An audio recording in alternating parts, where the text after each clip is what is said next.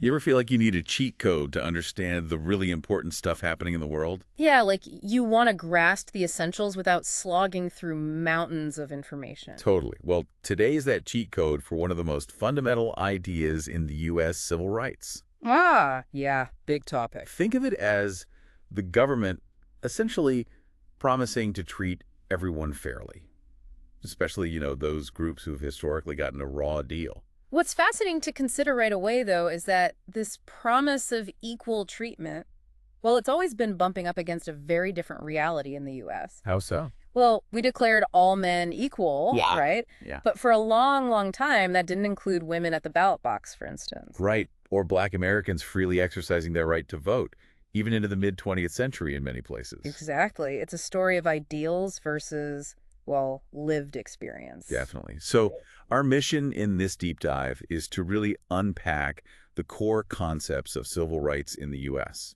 We want to trace the historical struggles of different groups pushing for that equality and get a solid understanding of why these issues are still so vital today. And we'll be using the sources you shared as our guide to navigate this complex terrain. Perfect. And if we zoom out, what we're really examining is how different communities have consistently pushed the nation to truly embody the principles it was founded upon. It's an ongoing process, isn't it? Absolutely. Striving for a more just society. Always. All right, so what's on our roadmap for this deep dive? First, we'll get a clear definition of what civil rights actually are. And how they differ from civil liberties. That's key. Right, fundamental freedoms. Then, we're going to dive deep into the African-American struggle for equality, recognizing it as a truly foundational movement. Foundational is the right word. After that, we'll explore the long and winding road of the women's rights movement. And the unique challenges faced by indigenous groups. That's often overlooked. Definitely. And finally, we'll touch on the battles for equal protection waged by other groups, thinking Latino Hispanic Americans, Asian Americans, the LGBTQ+ community, people with disabilities. And religious minorities, too. Yes. Along the way, we'll be spotlighting the key laws, crucial court decisions, and powerful social movements that have shaped the civil rights landscape. Yeah. So, let's get started. Okay, so let's begin with the basics. What exactly are civil rights? It's a term that gets thrown around a lot, so Yeah, let's nail it down. let's get precise. Right. In essence, civil rights are guarantees of equal treatment by the government. Okay. By the government. It's the government stepping in to say, we're going to make sure everyone, particularly those groups who have faced historical discrimination, gets the same opportunities and treatment under the law. What's truly fundamental here are a couple of cornerstones of our legal framework. Like what? Well, the Due Process Clause of the Fifth Amendment. Your sources highlight how it really echoes the Declaration's bold statement about all individuals being created equal. It demands fair legal procedures. Right. And didn't Chief Justice Warren say something about that? Yeah, in Bowling v. Sharp, he basically said, when discrimination is so unfair it can't be justified, it violates this basic principle of due process. Gotcha. And the other cornerstone? That would be the Equal Protection Clause of the 14th Amendment, came about after the Civil War, 1868. The real game changer. Huge.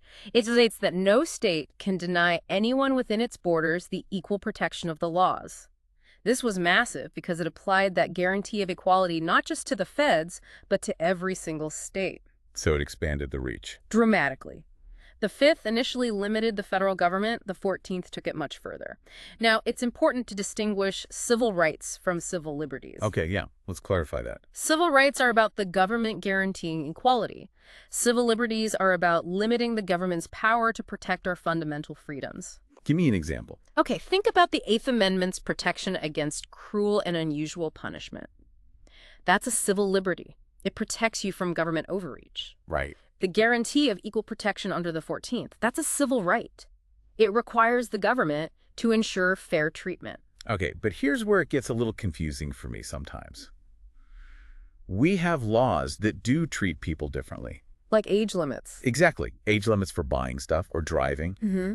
Doesn't that go against the idea of equal protection? That's a critical point. Yeah. And the answer is not necessarily. Not all unequal treatment is considered unconstitutional discrimination. Sure. The government makes laws that differentiate between groups all the time. The key question the courts ask is, what's the reason for this different treatment? And is that reason good enough? So it depends on the why. Exactly. And to figure that out, they use different levels of scrutiny. Think of it as different levels of rigorous review to decide if a discriminatory law is acceptable. Levels of scrutiny. Okay, tell me more about that. Your sources outline 3 main levels. The first, and the easiest for the government to meet, is the rational basis test. Rational basis, okay. For most types of discrimination, say, based on age or maybe economic status, the government just needs to show that there's a good reason for treating one group differently. Just a good reason. And that this reason is rationally related to a legitimate government goal, like laws preventing blind people from driving. The government has a legit interest in public safety, right? Makes sense. And there's a clear rational link between the restriction and that goal. Age restrictions on alcohol or tobacco? Same category. Lower level of review. So for things like age restrictions, the government doesn't have to jump through too many hoops to justify them. Pretty much. But then we move up to intermediate scrutiny. Intermediate. Okay, what's that for? This level applies to discrimination based on sex or gender. Here, the government has a higher bar to clear. Harder to justify. Yeah, definitely. They must demonstrate that the unequal treatment is substantially related to an important governmental objective. The burden of proof really shifts more towards the government. They have to justify why treating men and women differently is necessary in that specific situation. Can you give me a real-world example of how this works? Sure. Think about the debates around single-sex military colleges, like VMI. Courts generally found that keeping them exclusively male wasn't substantially related to an important government objective. Ah.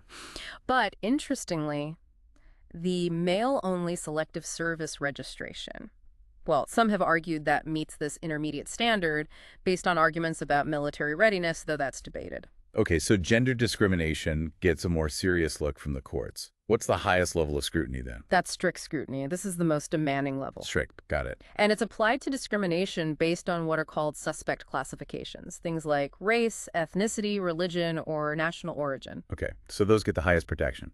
Exactly. Under strict scrutiny, the government faces a very tough job. They have to prove they have a compelling governmental interest for the unequal treatment. Compelling. That sounds like a really high bar. It is. And the law must be narrowly tailored to achieve that specific goal using the least restrictive means available. Basically, if there's any other way to achieve the same important goal without discriminating. They have to use that other way. That's what the courts will likely require. Your sources mention Korematsu v. United States as a historical example where strict scrutiny was supposedly applied. The Japanese internment case. Right. But the court's decision to uphold the internment is now widely seen as a huge failure to protect civil rights. Today, laws discriminating based on race or these other classifications, they're almost always struck down under this very high standard.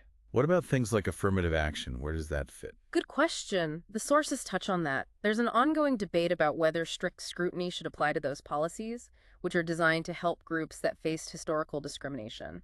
It's complex. So just to summarize, we've got rational basis for most general distinctions. Easy bar. Intermediate for gender. Higher bar. And strict for race, ethnicity, religion, and national origin. Highest bar. Very tough to justify. That's a really helpful way to understand how the courts approach these issues. And your sources give us 3 key questions to help spot a civil rights problem in the first place. Oh yeah, what are they? First, who is facing discrimination? Second, what specific rights are being threatened? And third, what realistic steps can the government take to create a fairer situation? Crucial lenses for looking at these issues. Exactly. Okay, with that crucial foundation in place, let's delve into the historical struggles. And we have to start where the sources rightly identify the foundation, the African-American struggle for equality. Absolutely. It's impossible to overstate how significant this fight has been. Foundational, like you said. Indeed. While numerous groups have fought for equal rights, the African-American experience is unique. The sheer length of the struggle, the brutality of slavery and its lasting legacy, and its profound influence on all subsequent civil rights movements. And the sources remind us the dehumanization was baked in from the start. The 3/5 clause in the Constitution. Just embedded right there. And the inherent contradiction at the nation's birth is just staggering. You have Jefferson writing, all men are created equal. While owning enslaved people himself. Yeah. The sources point out his personal struggle, maybe, but also the founders' ultimate decision to basically kick the can down the road on slavery to get the Union formed. That original compromise, it casts such a long shadow. As the country expanded west, the question of whether new territories would be free or slave states became this huge flashpoint. Fueling the abolitionist movement. Right, which increasingly framed slavery as just a fundamental moral wrong. And then you have the Dred Scott decision in 1857. The sources explain that was a monumental setback. Devastating. It didn't just deny citizenship to black people, it also severely limited Congress's power to stop slavery from spreading. It feels like the Supreme Court was actively reinforcing slavery there. It certainly pushed the nation closer to war, which, as the sources state, ultimately resolved the issue of slavery itself. Southern states seceded explicitly to protect their right to own human beings. Lincoln's Emancipation Proclamation in '63. Yeah. Limited at first, right? Only in the rebelling states. Initially, yes. But symbolically, it was huge. It fundamentally shifted the moral purpose of the war. Okay, so the war ends, then comes Reconstruction, 1865 to 1877. A period of really ambitious attempts to rebuild the South and establish rights for formerly enslaved people. Your sources highlight the Republican efforts leading to the 13th Amendment. Which finally abolished slavery nationwide. Formally, yes. Then came the 14th Amendment in 1868. Even more revolutionary. That's the one with the Equal Protection Clause we talked about. Exactly, and it extended due process to the states, and critically, it defined citizenship at both national and state levels, specifically saying states couldn't deny citizenship based on race. Laying the legal groundwork. Truly. And then the 15th Amendment in 1870 prohibiting denial of voting rights based on race, color, or previous condition of servitude. But there was a catch, wasn't there? Unfortunately, yes. As the sources point out, the wording left loopholes. It allowed states to implement other restrictions that seemed race-neutral but weren't. Which is exactly what happened when Reconstruction ended in 1877. Right. Federal troops withdrew, white supremacist governments took back control in the South, and a whole new era of disenfranchisement began. And the methods were just insidious. Literacy tests, understanding tests. Applied completely unfairly by white officials, of course. Grandfather clauses to exempt illiterate white voters. Poll taxes, too, which hit poor black communities hardest. Your sources mention a poll tax back then could be like $20, maybe even $50 today. Wow. And the white primary. Yeah. That was particularly effective. Basically, only white people could vote in the Democratic primary. And in the South, then, winning the Democratic primary meant you won the election, pretty much. So black voters were effectively shut out of any meaningful political participation. And all this disenfranchisement paved the way for Jim Crow. Right. The sources explain how Southern states systematically undermined the 14th Amendment. Segregation everywhere, schools, trains, restaurants under the banner of separate but equal. Excluding black people from juries. And the Supreme Court upheld this whole system in Plessy v. Ferguson in 1896. Separate but equal becomes the law of the land. Devastating. A huge setback.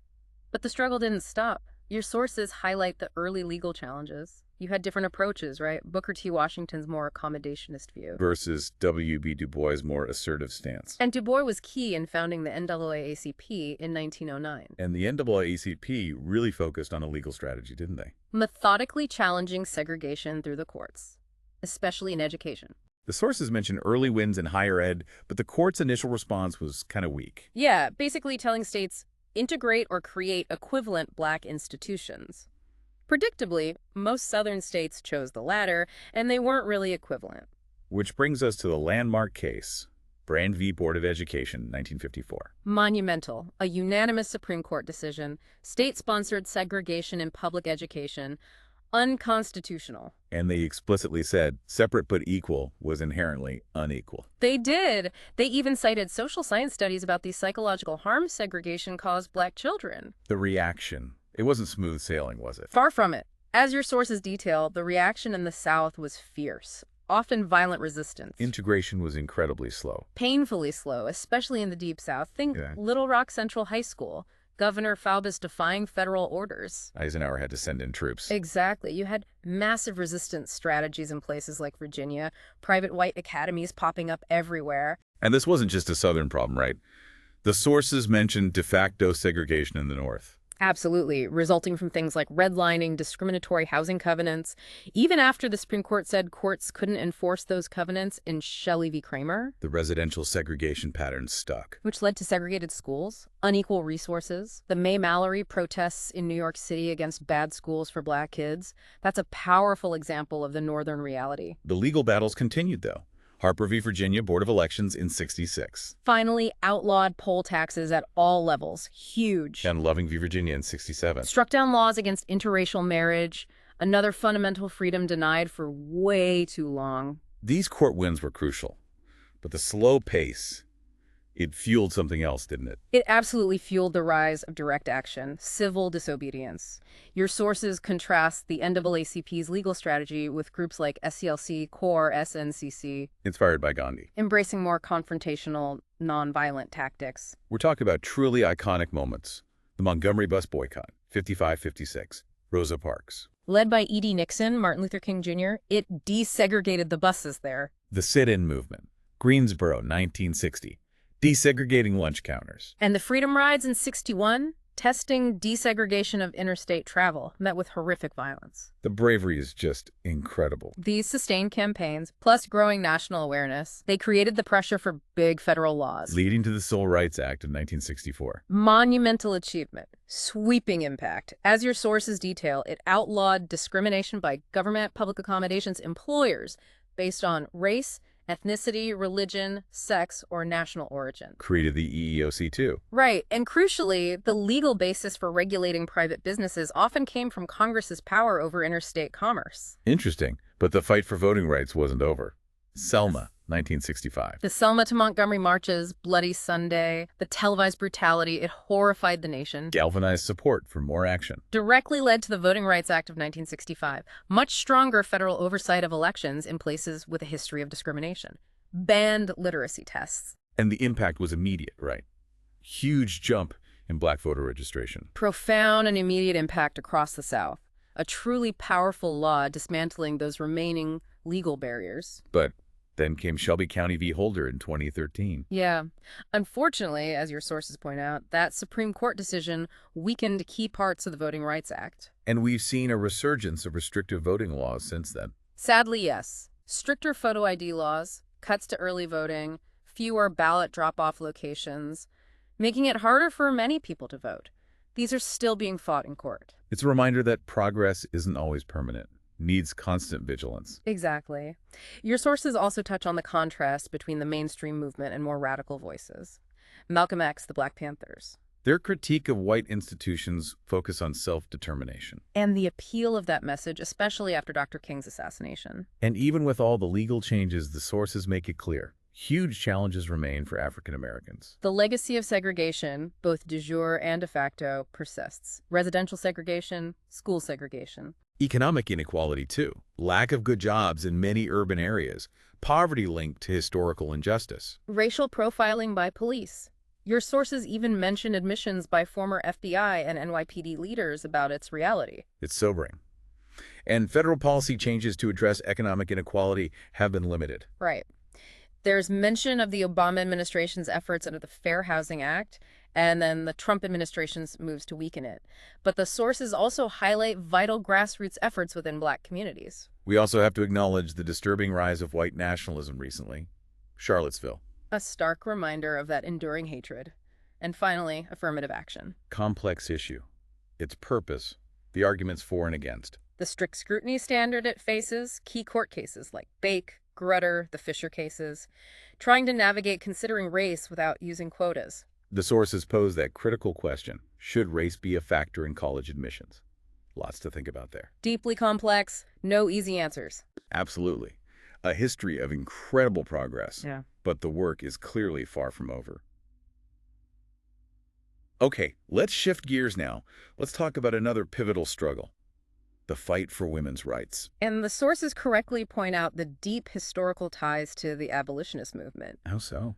While women active in fighting slavery started realizing their own lack of basic rights, which led to events like the Seneca Falls Convention in 1848. A foundational event, the sources say, First Women's Rights Convention focused specifically on equality. And women's rights back then were extremely limited. The sources paint a stark picture. Coverture. Right. A married woman basically lost her legal identity. Husband controlled her property, her wages. Divorce was incredibly difficult. Access to higher education professions, largely denied. Even voting. Mostly denied, except for that brief New Jersey experiment. Right, which got reversed. And in some places, property laws actually got worse for women after the revolution. But women were still active in reform movements like abolition, temperance. Despite the limitations. People like Maria W. Stewart speaking publicly, challenging norms. Though, we have to acknowledge, the early suffrage movement wasn't immune to the racism of the time. Right, so Seneca Falls, 1848, Elizabeth Cady Stanton's Declaration of Sentiments. Modeled right after the Declaration of Independence, boldly demanding equality, demanding rights, including suffrage, the right to vote. That was the most controversial part. And Stanton and Susan B. Anthony fought for broader rights too, right? Education, property, child custody. Yes. And others, like Amelia Bloomer, tackled dress reform. And crucially, Black women like Sojourner Truth, Frances Ellen Watkins Harper, Marianne Shadd Cary brought their unique perspectives. Truth's "Ain't I a Woman" speech, iconic. But the movement fractured after the Civil War. Temporarily, yes. Stanton and Anthony were critical of the 15th Amendment because it excluded women while granting suffrage to Black men. Leading to two different suffrage groups. Right. The NWSA, led by Stanton and Anthony, focused on a constitutional amendment, more radical. And the AWSA, led by Lucy Stone, focused on winning suffrage state by state, more moderate. And a few Western states did grant suffrage early on. They did, but sometimes for reasons based on stereotypes, not equality, and often limited to property-owning women. The groups eventually merged in 1890, forming NASA. Used petitions, lobbying, parades. But then came a more radical wing in the early 20th century, the National Women's Party, NWP, led by Alice Paul. More confrontational tactics, picketing the White House. Yes, and they faced harsh treatment. Arrests, beatings, force-feeding during hunger strikes in jail. Brutal stuff. And finally, decades of struggle later, the 19th Amendment in 1920. Granting women the right to vote nationwide, a truly monumental victory. Like the Reconstruction Amendments, it didn't end all discrimination. Not by a long shot. Legal discrimination in education, employment continued, underrepresentation in office, professions, societal expectations of women as housewives, pay inequality, limited access to contraception, abortion, major challenges remained. Setting the stage for the second wave in the 1960s. Exactly. Title VII of the Civil Rights Act of 1964 prohibited sex-based employment discrimination, though enforcement was initially an issue. And the National Organization for Women, NOW, formed in 1966. Pushing for workplace equality, equal pay, more representation, and crucially, supporting the Equal Rights Amendment, the ERA. The ERA, drafted way back in 1923 by Alice Paul and Crystal Eastman, passed Congress in '72. Sent to the states for ratification, huge debates ensued, concerns about women in the military, alimony, child custody. But it failed to get enough states by the deadline. Right. Even with an extension. Right. Fell short of the 38 states needed. Virginia ratified it much later in 2020, but its status is still debated. Figure 5.14 in your sources shows that state support map. But another big law from that era was Title IX of the Education Amendments of '72. Hugely impactful. Prohibits sex discrimination in any federally funded education program or activity. Academics, sports, housing, healthcare, everything. So looking at where things stand now, Yeah. women have made huge progress, right? Higher college enrollment, representation in professions. Absolutely. Women in the cabinet, Congress, Supreme Court, serving in all military roles, legal access to abortion established in Roe v. Wade in '73. But persistent inequities remain. The sources mention disparities in NCAA tournaments, pay gaps in national soccer teams. The glass ceiling in executive roles, the gender pay gap, that 79 cents on the dollar statistic from 2014 is stark. And these gaps are often worse for women of color. Still underrepresented in elected office, too. Yeah. And issues like sexual harassment, domestic violence persist. Definitely. And the sources discuss ongoing efforts to restrict abortion access at the state level, plus federal funding limitations. The legal and political battles continue. So there are calls for more protections. Equal pay laws, comparable work. Right. The idea of equal pay for jobs needing similar skills, like the garbage collector versus daycare worker example. Plus, stricter enforcement against harassment, harsher penalties for domestic violence. The fight continues. Clearly. Okay, let's shift focus again. Civil rights for indigenous groups. Native Americans, Alaskans, and Hawaiians. A crucial area, and your sources rightly start by emphasizing the profound historical injustices. A long history of segregation, discrimination, delayed citizenship for many until 1940, and the forced removal from ancestral lands. That history sadly echoes in things like the Dakota Access Pipeline protests today. The loss of land, the erosion of rights, it's central. Early abuses by settlers, treaties made and broken by the U.S. government. The Indian Removal Act of 1830, forced relocation west of the Mississippi, just devastating. And the Cherokee resistance, Cherokee Nation v. Georgia, Worcester v. Georgia. The Supreme Court actually ruled for them in Worcester. But President Andrew Jackson refused to enforce it, leading to the Trail of Tears, the forced removal of the Cherokee to Oklahoma. Immense suffering, staggering death toll. Figure 5.15 shows those routes. Horrific. Then the reservation system, confining tribes to often poor land, dependence on the Bureau of Indian Affairs, the BIA. And forced assimilation policies. Missionaries, boarding schools designed to strip children of their language and culture. The Dawes Act of 1887, dividing communal lands into individual plots. Yes. Granting citizenship to those who accepted, selling the surplus to white settlers, resulted in a massive loss of tribal land. The Curtis Act in 1898 abolished tribal governments, a final blow to sovereignty then. But the fight for rights persisted. Early advocates like Sarah Winnemucca, Dr. Charles Eastman. Figure 5.1 highlights them. The Indian Citizenship Act of 1924 was a step, granting citizenship to those born after, though others waited till 1940. The Indian Reorganization Act of 1934 marked a shift, ending allotment, restoring some self-government. A partial shift, yes, provided some funds for development, education. But huge challenges remained. Poverty, denial of voting rights by some states claiming reservation residents weren't state residents or didn't pay taxes. Despite federal recognition of tribal sovereignty. Right. Then the modern Native American civil rights movement emerges in the 1960s, inspired by the Black Civil Rights Movement. The occupation of Alcatraz, 69 to 71. A powerful pan-Indian movement demanding federal recognition of rights, symbolically reclaiming land. And the American Indian Movement, AM. More radical. More activist, yes. Occupation of the BIA headquarters in 73, the siege at Wounded Knee later that year, site of the 1890 massacre. Protesting tribal leadership, lack of justice. Figure 5.17 shows this. Resulted in violent confrontations, deaths on both sides, followed by more violence on Pine Ridge. Then the Indian Self-Determination and Education Assistance Act of 1975. Yeah. Allowing tribes more control. Yes, letting tribes run BIA programs like education, resource management with federal funding. A significant policy shift. And Indian gaming, legalized gambling on reservations. Right. Limited state control due to court rulings and the Indian Gaming Regulatory Act of 1988. Big economic impact for some tribes. Plus the American Indian Religious Freedom Act in 78. And recent legal developments, like McGirt v. Oklahoma in 2020. Huge. Affirmed that a large part of Oklahoma is tribal land, impacting criminal jurisdiction. Built on earlier cases and the history of the Trail of Tears. Tribes also have more standing now to sue for lost lands. Other gains, too. Stronger tribal governments, compacts with states, more political influence. And the historic appointment of Deb Haaland as Secretary of the Interior, first Native American in that role, overseeing the BIA. The sources also cover Alaska Natives and Native Hawaiians. Similar histories of land loss, assimilation. Yes. The Alaska Native Claims Settlement Act of 1971 gave land and money for relinquishing claims, driven by oil discovery.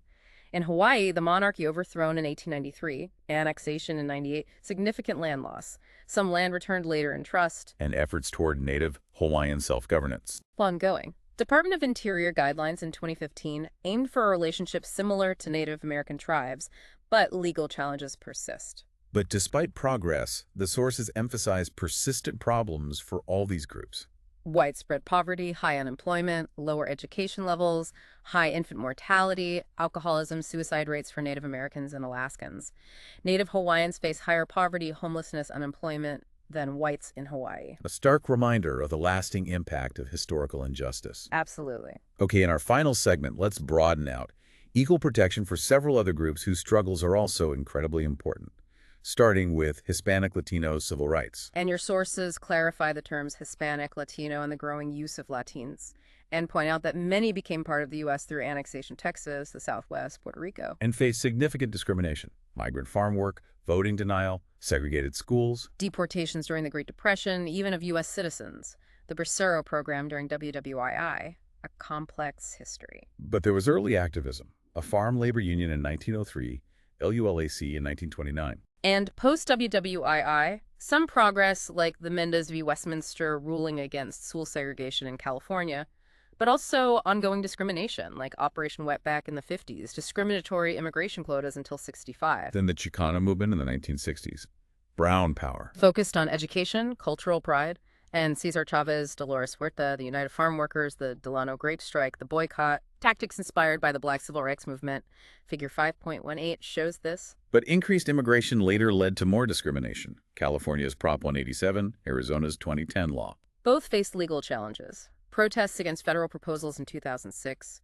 Current issues include Latinos being the largest minority group, income and graduation disparities, ongoing debates on immigration reform, DACA DREAM Act, border policies. It's still very much a live issue. Next, Asian American civil rights. The sources challenge that model minority myth. Right, by highlighting the long history of discrimination.